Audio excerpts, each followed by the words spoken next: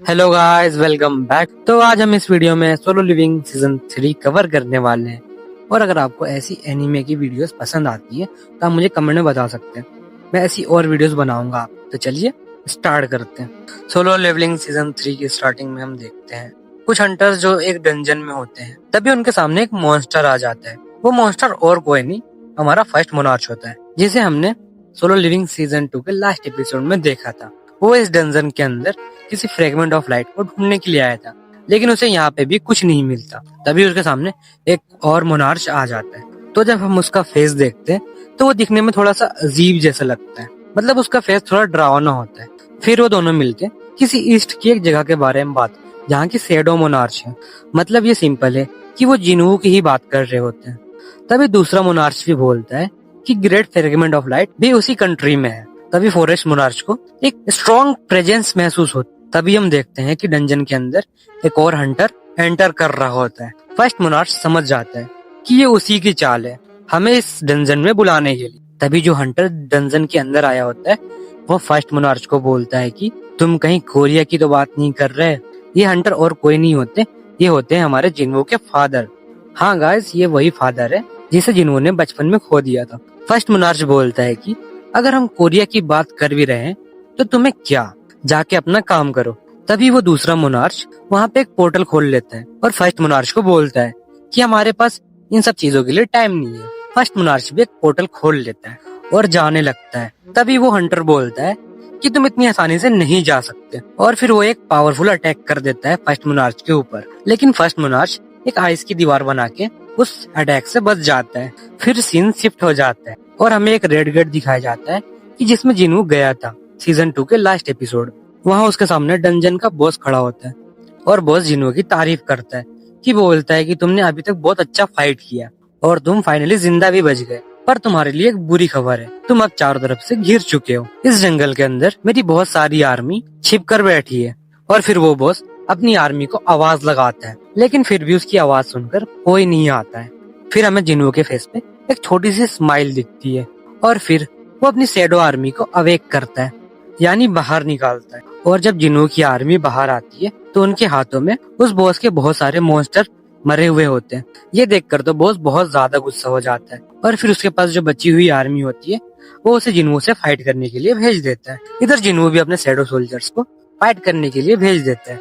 जिन्हू के shadow soldiers बहुत ही आसानी से उन सारे मॉन्स्टर को मार देते हैं और बस बॉस बचता है। ये सारा नजारा बॉस अपनी आंखों से देखकर और भी ज्यादा गुस्सा हो जाता है और जिन्हू की तरफ तेजी से अटैक करने के लिए बढ़ता है। लेकिन तभी टस्क अपना ग्रेविटी मैजिक यूज करके बॉस को जमीन पे पटक देता है और हमारा जिन्हू धीरे धीरे बॉस के पास आता है और बॉस को बोलता है, अगर तुमने मेरे सारे सवालों का सही सही जवाब दिया तो शायद मैं तुम्हें जिंदा छोड़ दूं। तभी बॉस डर से उसे कुछ बताने की कोशिश करता है, लेकिन उसकी मौत हो जाती है। ये सब जिन्हू देखकर समझ जाता है कि ये सिस्टम की वजह से मारा गया। तभी जिन्हू को याद आता है कि उसके पास एक की होती है जो कि उसे डीमन कैसल क्लियर करने के बाद मिला था, जिसे कि 100 लेवल होने के बाद ही यूज किया जा सकता था। तभी उसे याद आता है कि जेजू आइलैंड की रेड में उसका लेवल 100 हो चुका था। तो जिन्हू अपनी इन्वेंट्री से वो की निकालता है यूज करने के लिए, और जब वो उस की को अपने हाथ में लेता है तो उसके ऊपर एक नोटिफिकेशन छप जाता है। वो समझ जाता है कि ये की डबल डेंजन वाले टेम्पल की है। ये वही डबल डेंजन है जिसे हमने सीजन 1 के फर्स्ट एपिसोड में देखा था, और हम कह सकते हैं कि जिन्हू को उसकी पावर्स उसी डबल डेंजन वाले टेम्पल से मिली है।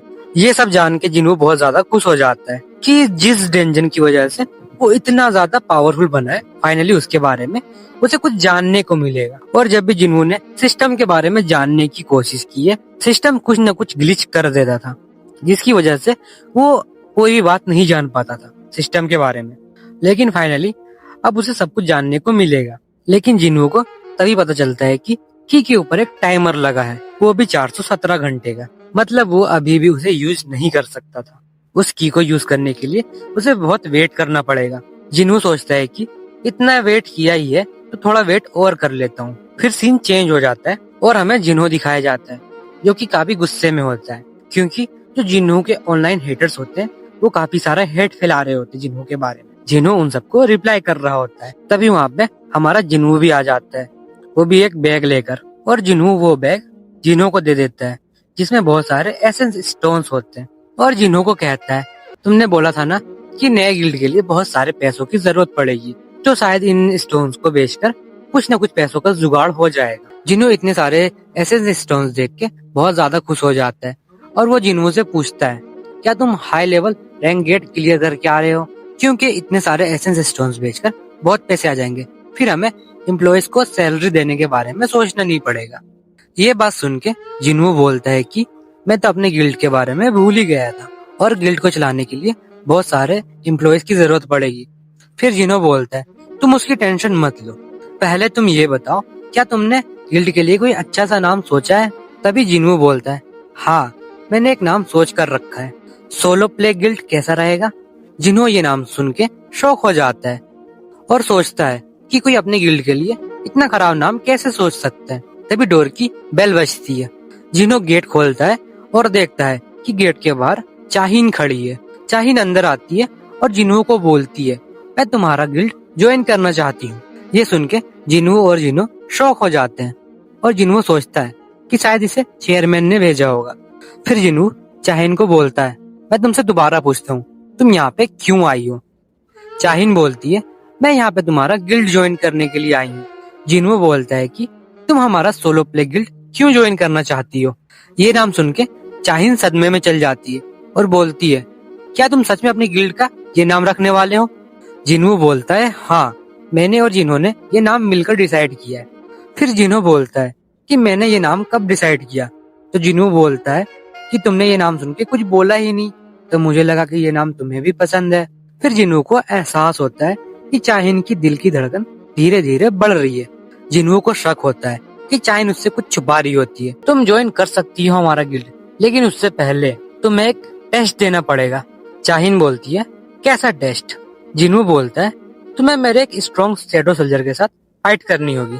चाहिन बोलती है ठीक है, मैं तैयार हूँ। फिर जिन्हों सोचता है हंटर एसोसिएशन यहाँ से बहुत दूर है, क्यों ना मैं शैडो एक्सचेंज पावर का यूज करूँ। इससे उसे ये भी पता चल जाएगा क्या वो किसी और को भी टेलीपोर्ट कर सकता है अपने साथ। और फिर जिन्हों चाहिन को अचानक गले लगा लेता है और शैडो एक्सचेंज पावर का यूज करता है और वो दोनों सच में हंटर एसोसिएशन के जिम में आ जाते हैं।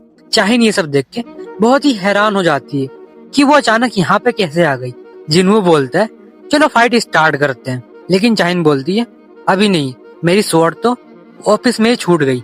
फिर चाहिन जल्दी से जाके स्टोर रूम से एक तलवार लेके आती है और फिर वो जिन्हों को बोलती है चलो स्टार्ट करते हैं फाइट। जिन्हों इग्रिस को समन करता है और चाहिन को बोलता है ये मेरी शैडो आर्मी का सबसे स्ट्रॉन्गेस्ट सोल्जर है। चाहिन पूछती है कि विनर कैसे डिसाइड होगा।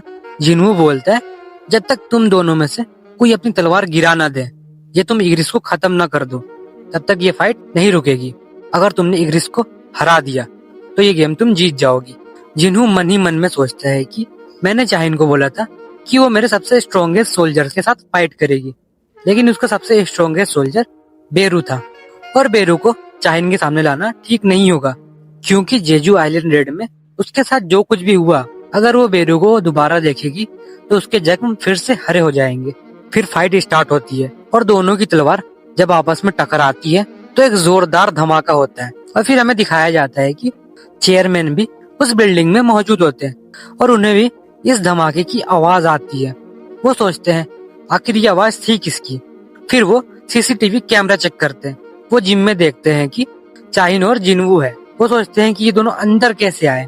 तब चेयरमैन को याद आता है कि जेजू आइलैंड रेड की बात जब चाहिन होश में आई थी तो वो जिन्हों का नाम ले रही थी बार बार। चेयरमैन को लगता है कि इन दोनों के बीच कुछ चल रहा है, इसलिए वो सीसीटीवी कैमरा ऑफ करवा देते हैं, क्योंकि वो नहीं चाहते कि उनका प्राइवेट मूवमेंट रिकॉर्ड हो। तभी बिल्डिंग फिर से हिलने लगती है फाइट की वजह से, लेकिन चेयरमैन कुछ और ही समझ जाते हैं। आप मुझे कमेंट में बताइए कि चेयरमैन क्या सोच रहे हैं।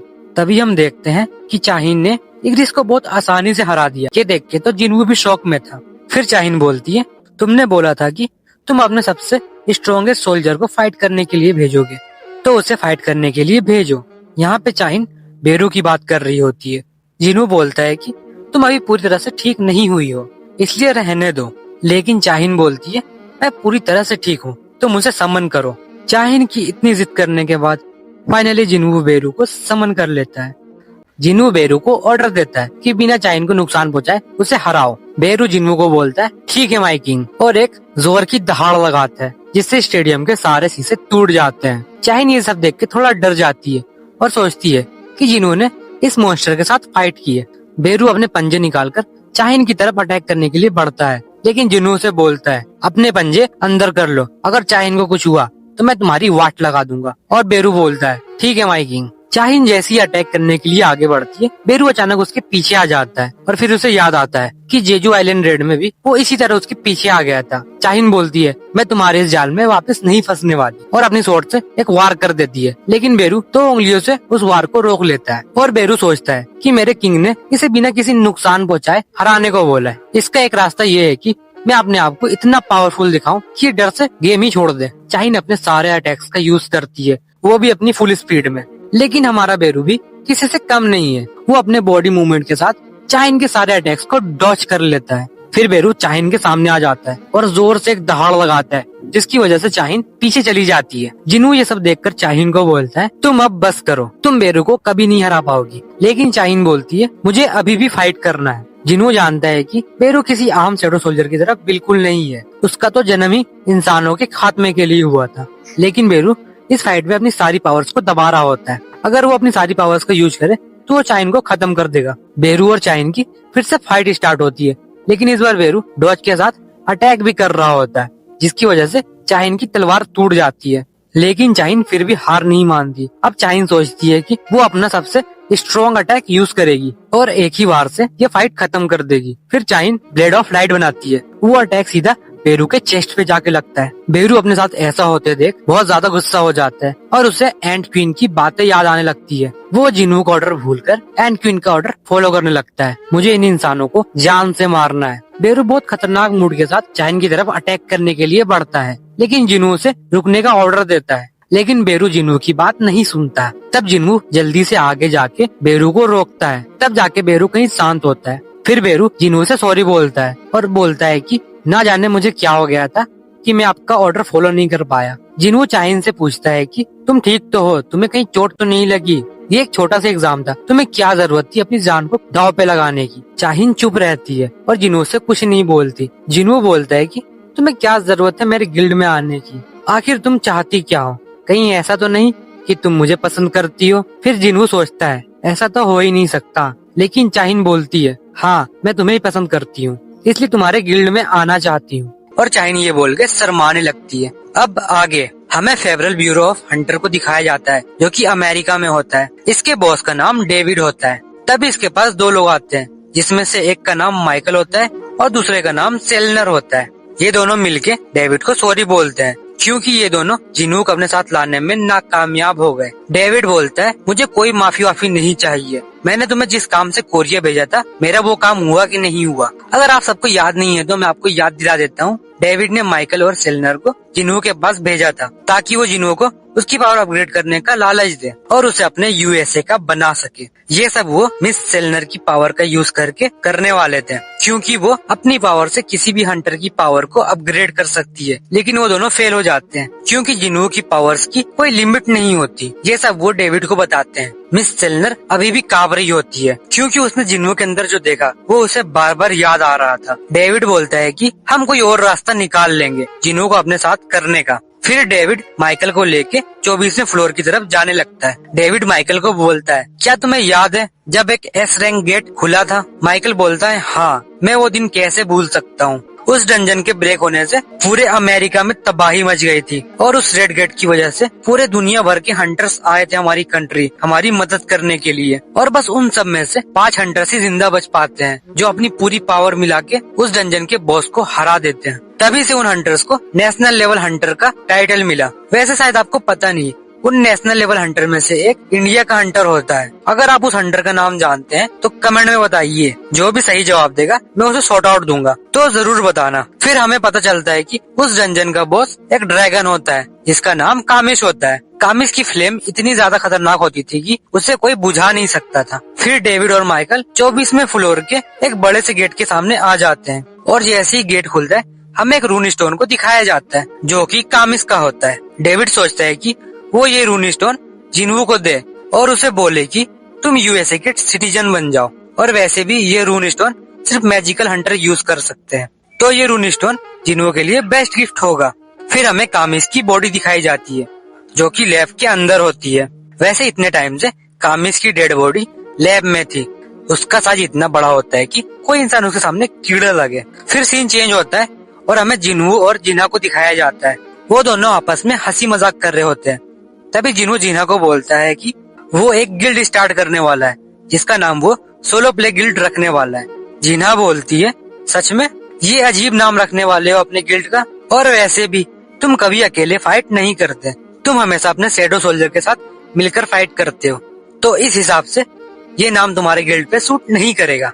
जिन्हू बोलता है कि तुम सही बोल रही हो, लेकिन मैं अपनी गिल्ड का नाम सोलो प्ले नहीं रखूंगा तो क्या रखूंगा।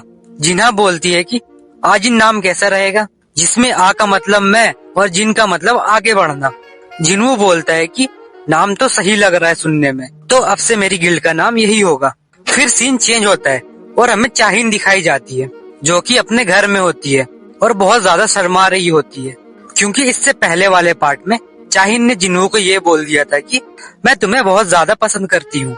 चाहिन सोच रही होती है कि ये मैंने जिन्हू को क्या बोल दिया, ना जाने वो मेरे बारे में क्या क्या सोच रहा होगा, और वो ये सोचते सोचते बहुत ज्यादा शर्माने लगती है। फिर वो सोचती है इतना तो मेरा हक बनता है क्योंकि जिन्होंने मेरी जान बचाई है, लेकिन फिर वो सोचती है कि सबने बोला था कि बिंगो ने उसकी जान बचाई थी।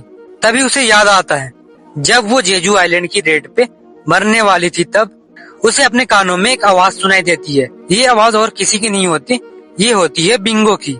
बिंगो बोल रहा होता है कि तुम जिन्हों को बता देना कि वो अपनी पावर्स को कंट्रोल में रखे, और वो इतना बोल के वहाँ से गायब हो जाता है। अब आगे हम देखते हैं नाइट गिल्ड के हेडक्वार्टर को, जिसमें गिल्ड मास्टर पाक चोनसुक होता है। वो अपने हंटर से किसी ए रैंक गेट के बारे में बात कर रहा होता है जो उनके हेडक्वार्टर के पास में ही खुला होता है, लेकिन उन सब लोगों को उस गेट के अंदर जाने की परमिशन नहीं मिलती क्योंकि उनकी गिल्ड में एक भी एस रैंक हंटर नहीं होता। लेकिन फिर भी उनका गिल्ड कोरिया की टॉप 5 गिल्ड्स में शुमार होता है क्योंकि उनके गिल्ड में बहुत सारे ए रैंक हंटर्स हैं। उन्हें उस गेट की परमिशन इसलिए नहीं मिलती कि उनके गिल्ड में कोई भी एस रैंक हंटर नहीं है। अगर उन्हें उस गेट के अंदर जाना है तो उनके पास 2 रास्ते हैं, एक तो वो किसी एस रैंक हंटर का इंतजाम करे या फिर दूसरा वो किसी गिल्ड से हेल्प मांगे। लेकिन ये बात कोरिया में फैल गई तो उनकी गिल्ड की कोई इज्जत नहीं रहेगी कि वो एक ए रैंक गेट भी क्लियर नहीं कर सकते। वो लोग इस बात को लेके बहुत ज्यादा बात विचार कर रहे थे। तभी वहाँ पे एक हंटर आता है जो कि एक ए रैंक हीलर होता है, और वो हंटर बोलता है कि अगर हम किसी गिल्ड से हेल्प नहीं लेने वाले तो हम किसी एस रैंक हंटर को बुलाते हैं। तभी पाक बोलता है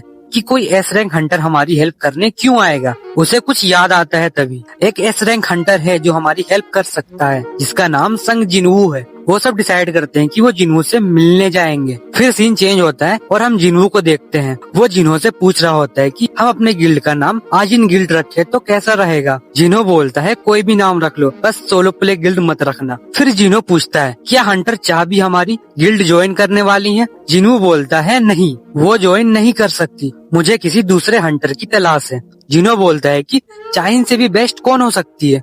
जिन्हू बोलता है कि मुझे ऐसे हंटर की तलाश है जो कि भरोसेमंद हो और उसके पास हंटर लाइसेंस हो और उसे गेट में जाके फाइट करने में कोई इंटरेस्ट ना हो। तभी उनकी गेट की बेल बजती है और जिन्हू जाके गेट खोलता है। गेट के बाहर नाइट गिल्ड वाले होते हैं। जिन्हू उनको अंदर बुलाता है और बैठाता है और वो लोग उस गेट की बात स्टार्ट कर देते हैं। वो लोग बोलते हैं कि हमें उस ए रैंक गेट के अंदर जाने की परमिशन नहीं मिल रही क्योंकि हमारे गिल्ड में कोई भी एस रैंक हंटर नहीं है, इसलिए हमें आपकी हेल्प चाहिए। पाक बोलता है कि बाकी के गिल्ड्स 10% प्रॉफिट लेते हैं, लेकिन अगर आपने हमारा साथ दिया तो हम आपको 20% प्रॉफिट देंगे। जिन्हू बोलता है कि मैं 20% में काम करने वाला नहीं हूँ, मुझे 50% चाहिए और मुझे किसी एस रैंक हंटर की तरह ट्रीट मत करो। मैं खुद में ही एक गिल्ड हूँ क्योंकि मेरे शैडो सोल्जर्स किसी गिल्ड से कम नहीं है और हमने अभी अभी अपना गिल्ड स्टार्ट किया है। पाक बोलता है 40% कैसा रहेगा, लेकिन जुनू बोलता है मैं यहाँ कोई भाव ताल करने के लिए नहीं बैठा हूँ, लेकिन डंजन के बॉस को आपको हराना होगा। जिनू बोलता है ठीक है। फिर उनके बीच एक कॉन्ट्रैक्ट साइन हो जाता है। पाक बोलता है कि रेड कल से स्टार्ट हो जाएगी, आप बस टाइम पे आ जाना, और वो ये बोल के जाने लगता है। तभी उनका हंटर देखता है कि जिनू की शैडो अभी हल्की सी हिली है और वो हंटर ये बात पाक को बताता है, लेकिन पाक बोलता है तुमने दिन में भी नशा कर लिया, भला कैसी किसी की शैडो हिल सकती है। लेकिन जिन्नू ने तभी उनके अंदर अपने एक शैडो सोल्जर डाल दिया था। फिर जिन्नू जाके अपनी फैमिली के साथ टाइम स्पेंड करता है। फिर दूसरे दिन नाइट गिल्ड वाले पूरी तैयारी के साथ उस गेट के पास आ जाते हैं और जिन्नू का वेट करते हैं, लेकिन जिन्नू अभी तक नहीं आया होता है। वो लोग सोच रहे होते हैं कि जिन्नू बस लेट ना हो जाए, क्योंकि बस 5 मिनट बचे हैं रेड स्टार्ट होने में। तभी हमें जिन्नू दिखाया जाता है। वो किसी छत के ऊपर होता है और वो बोलता है कि आज मौसम बहुत खराब है। तभी वो देखता है कि रेड पे जाने का टाइम हो गया है, तो वो अपनी शैडो एक्सचेंज पावर का यूज करता है और डायरेक्ट गेट के पास पहुंच जाता है। वहाँ पे उसका वेट बहुत सारी पब्लिक कर रही होती है और वो उसको चारों तरफ से घेर लेती है और बहुत सारे सवाल पूछने लगती है। तभी नाइट गिल्ड के हंटर्स आके जिन्नू को वहाँ से ले जाते हैं और उसके पास पाक आता है। पाक बोलता है कि आज की रेड का लीडर वो है। फिर वो लोग गेट के अंदर जाने लगते हैं और सीन चेंज होता है और हमें जिन्नू की सिस्टर का स्कूल दिखाया जाता है।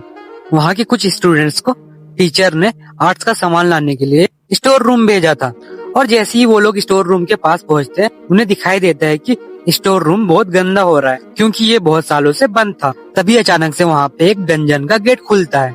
वो सारे स्टूडेंट्स ये देखकर बहुत डर जाते हैं और पीछे हटने लगते हैं, लेकिन एक लड़का बहुत ज्यादा होशियार बनकर उस गेट के पास चल जाता है और बाकी जो स्टूडेंट्स हैं उनका मजाक उड़ाने लगता है। वो बोलता है कि इस गेट को खुलने में कम से कम 1 हफ्ता लगेगा और अगर 1 हफ्ते के अंदर इस गेट के बॉस को खत्म नहीं किया तो डंजन ब्रेक होगा और सारे मॉन्स्टर बाहर आ जाएंगे। लेकिन उससे पहले कोई भी मॉन्स्टर बाहर नहीं आ सकता, बस हंटर्स अंदर जा सकते हैं। वो लड़का इतना बोल ही रहा होता है कि अचानक से डंजन से एक हाथ निकलता है। एक बच्चे का वो अपने हाथ से सर फोड़ देता है। जो बाकी के बच्चे होते हैं वो वहाँ से भागने की कोशिश करते हैं, लेकिन वो मॉन्स्टर उन बच्चों को भी मार देता है।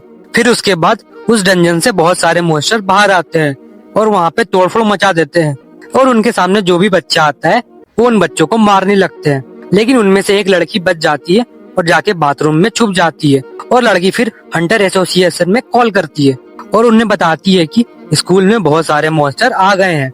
वो लड़की सच में बहुत ज्यादा डरी होती है। हंटर एसोसिएशन वाले बोलते हैं, तुम टेंशन मत लो, हम जल्दी से वहाँ पे हंटर्स को भेजते हैं तुम्हारी हेल्प करने के लिए। तुम बस वहाँ पर छुप कर रहना और तुम बता सकती हो कि वो मॉन्स्टर दिखने में कैसे होते हैं। वो लड़की बोलती है कि वो दिखने में बहुत भयानक और बड़े होते हैं और उनकी स्किन ग्रीन कलर की होती है। ये सुन के हंटर एसोसिएशन वाले डर जाते हैं और वो लड़की से पूछते हैं, क्या वो सच में ग्रीन है? इसका मतलब वो ऑर्क्स है, उनकी सूंघने की पावर बहुत ज्यादा है, तुम जल्दी से वहाँ से भाग जाओ। लेकिन बहुत देर हो जाती है, वो मॉन्स्टर उस लड़की को खोजकर मार देते हैं। फिर हम देखते हैं कि सारे स्टूडेंट स्कूल के बाहर भाग रहे होते हैं, लेकिन कुछ स्टूडेंट्स अभी भी स्कूल के अंदर फंसे होते हैं और वो अपनी जान बचाने के लिए उन्हें जो कुछ मिल रहा है उसे वो एक हथियार की तरह अपने हाथ में ले रहे हैं। फिर हम देखते हैं कि वो मॉन्स्टर सारे स्कूल में तोड़फोड़ कर रहे होते हैं। ऐसा देखने में लग रहा था कि उन्होंने स्कूल को शमशान बना दिया है। चारों तरफ बस बच्चों की लाशें बिखरी हुई होती है। फिर हमें जिन्हो की सिस्टर जिन्हो दिखाई देती है, जो कि अपनी फ्रेंड सोंगी के साथ होती है और सोंगी एक ई रैंक हंटर भी होती है। वो सब एक क्लासरूम के अंदर छुपे होते हैं और उस क्लासरूम में बहुत सारे स्टूडेंट्स भी होते हैं। फिर अचानक वहाँ पे एक मॉन्स्टर आ जाता है। कुछ स्टूडेंट्स उस मॉन्स्टर से फाइट करने की कोशिश करते हैं, लेकिन वो मॉन्स्टर उन बच्चों को बहुत आसानी से मार देता है। तभी उनमें से एक मॉन्स्टर को एहसास होता है कि यहाँ पर एक बच्चे के पास मैजिकल पावर्स हैं। तो वो मॉन्स्टर आपस में बात करते हैं और हमें सबसे पहले उसे ही मारना चाहिए। वो मॉन्स्टर सोंगी की बात कर रहे होते हैं और सोंगी उनके सामने आ जाती है, लेकिन जीना सोंगी को रोकती है कि तुम उनके सामने मत जाओ। लेकिन सोंगी बोलती है कि मैं भी एक हंटर हूँ, भले ही मेरा रैंक ई है, लेकिन फिर भी मैं अपनी फ्रेंड्स को इस तरह मरते हुए नहीं देख सकती। तभी उनमें से एक मॉन्स्टर बोलता है कि मेरे सामने जो लड़की खड़ी है, क्या तुम्हें उसी से मैजिकल पावर महसूस हो रही है? बाकी सारे मॉन्स्टर बोलते हैं, नहीं, हमें बहुत ज्यादा मैजिकल एनर्जी फील हो रही है, जो कि उसके बगल वाली लड़की से आ रही है। यानी वो सब जिन्हा के बारे में बात कर रहे होते हैं। तभी एक मॉन्स्टर जिन्हा की तरफ अटैक करने के लिए बढ़ता है, लेकिन तभी जिन्हों के शैडो सोल्जर्स जिन्हा की शैडो से बाहर निकलते हैं और उस मॉन्स्टर का अटैक रोक देते हैं। फिर जिन्हों का शैडो सोल्जर उसे एक ऐसा पंच मारता है कि वो स्कूल की छत तोड़ के बहुत ज्यादा दूर गिरता है। तभी हम देखते हैं कि वहाँ 3 शैडो सोल्जर्स आ जाते हैं, जो कि पहले टस्क के बॉडीगार्ड थे, पर जिन्होंने उन्हें जिन्हा की शैडो में बहुत पहले ही छोड़ दिया था। गाइस, जिस मूवमेंट का आप वेट कर रहे थे वो बस आने ही वाला है, क्योंकि अभी तो शैडो सोल्जर्स आए हैं। सोचिए कि जब जिन्हू वहाँ पे आएगा तब वो क्या ही तबाही मचाएगा। तो आप वीडियो को जरा से भी मिस मत करना, क्योंकि इसमें ऐसे ऐसे एक्शंस होने वाले हैं जो कि आप सोच भी नहीं सकते। फिर सीन चेंज होता है और हमें नाइट गिल्ड्स के हंटर दिखाए जाते हैं जो कि डंजन के अंदर एंटर कर चुके होते हैं। तभी उनके सामने 2 सर वाले मॉन्स्टर आ जाते हैं, लेकिन नाइट गिल्ड वाले बहुत ही आसानी से उन मॉन्स्टर को हरा देते हैं, वो भी बिना जिन्हों की हेल्प लिए। फिर उनके सामने और मॉन्स्टर आ जाते हैं जो कि दिखने में ज़ॉम्बी की तरह होते हैं। पार्क सोचता है कि जितना सोचा था उससे ज्यादा टाइम लगने वाला है इस डंजन को क्लियर करने में, लेकिन वो लोग देखते हैं कि ज़ॉम्बी कोई भी मूवमेंट नहीं कर रहे होते हैं, वो बस एक जगह खड़े रहते हैं। ऐसा उन लोगों ने पहली बार देखा, क्योंकि ज़ॉम्बी अक्सर इंसानों को देखते ही उन्हें मारने की कोशिश करते हैं, लेकिन ये ज़ॉम्बी बस खड़े हैं। जिन्हों सोचता है कि यार मैं कहाँ फंस गया, इससे अच्छा तो मैं घर पे रहता। मुझे लगा था कि कोई हाई रैंक मॉन्स्टर आएगा, लगता है मैंने ज्यादा ही उम्मीद लगा ली थी। तभी उसे एहसास होता है कि जो शैडो सोल्जर्स उसने जीना के अंदर डाले थे वो फाइट कर रहे होते हैं किसी से। जिन्हों समझ जाता है कि जीना खतरे में है। वो थोड़ा सीरियस होकर पार्क को बोलता है कि मुझे एक अर्जेंट काम से जाना पड़ेगा। पार्क बोलता है कि तुम इतने हाई रैंक मॉन्स्टर के साथ हमें अकेला कैसे छोड़ सकते हो, और हमारे बीच जो एग्रीमेंट हुआ उसका क्या। जिन्हों बोलता है ठीक है, मैं एक काम करता हूँ, मैं यहाँ पे किसी को छोड़ कर जाता हूँ। वो बेरू को समन करता है और बोलता है कि वो यहाँ पे सब संभाल लेगा। फिर जिन्हों बेरू को बोलता है कि यहाँ पर जितने भी ह्यूमंस हैं तुम्हें उन सबको प्रोटेक्ट करना है। बेरू पूछता है कि जो मॉन्स्टर है उनका क्या करना है। जिन्हों बोलता है जो तुम्हारा दिल करे वो करना उनके साथ। जिन्हों बहुत तेजी से डंजन के गेट की तरफ भागता है, लेकिन डंजन के गेट के पास बहुत सारे मॉन्स्टर्स होते हैं, लेकिन जिन्हों के पास इतना टाइम नहीं होता कि वो किसी से फाइट कर पाए। जिन्हों तभी काइजल को समन करता है और उन मॉन्स्टर के ऊपर से उड़ के निकल जाता है। आप लोग यहाँ पे सोच रहे होंगे कि जिन्हों ने शैडो एक्सचेंज पावर क्यों नहीं यूज की। मैं आपको बता देता हूँ कि उसने गेट के पास आने के लिए शैडो एक्सचेंज पावर का यूज किया था। वो पावर 3 घंटे बाद रीसेट हो सकती है और अभी 3 घंटे नहीं हुए थे, इसलिए जिन्हों काइजल पे सवार होकर जिन्हा के स्कूल की तरफ बहुत तेजी से जा रहा है। अब वो एक स्किल यूज करता है जिससे जो शैडो सोल्जर्स जिन्हा के पास है उनकी पावर 50% बढ़ जाएगी। जब तक जिन्हों जिन्हा के पास नहीं आ जाता तब तक वो उसे प्रोटेक्ट करके रखेंगे। इसी के साथ ये वीडियो यहाँ पे खत्म होती है। अगर आपको नेक्स्ट एपिसोड चाहिए तो इस वीडियो पे 1K लाइक कंप्लीट कर दीजिए, और जिन लोगों ने सब्सक्राइब नहीं किया वो सब्सक्राइब कर लीजिए, क्योंकि जब इसका दूसरा पार्ट आएगा तब आप जरूर देख पाएंगे। तो अभी के लिए बाय बाय।